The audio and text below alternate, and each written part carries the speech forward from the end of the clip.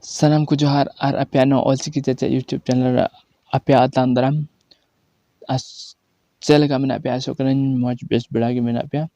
to tin do bun bera je chandu riya nyutum jaha do English tun metakan month nam ar Hindi do mahine ke nam to chandu riya nyutum dara bu cheda Olchiki te Santali te to dara bun ehok ka lagi babun deri kate to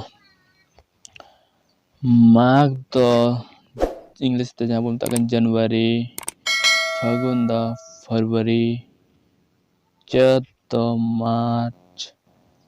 Baishak do April, Jhet do May, Asar do June,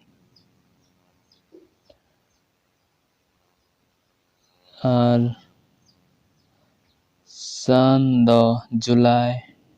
Bhadar do August, R Dasai do September, R Sohrai do October,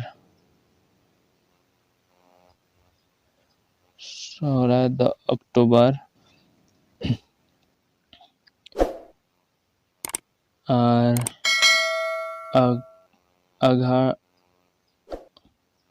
Aghar do November, R Push do December. तो चे बड़ा किताबु नोआ दो जतो तहलेना चांदो रिया nyutum asok kanañ बुझाव बड़ा के तमना पे जे माघ फागुन चैत बैसाख झेट आषाढ़ सान भादर दांसाय सोहराय अघाड़ पुस नोआ दो Olchiki te bu meta santhal te abu santhali te do nोआ दो abu santhali bahasa te huina nोआ bu nyalekan nोआ दो English te jaha do abu nit bun rodek kan gi to asok kanañ बुझाव बड़ा के तमना पे are नोंका gi last से nyel lagi te nोआ Olchiki Chacha YouTube channel subscribe taun pe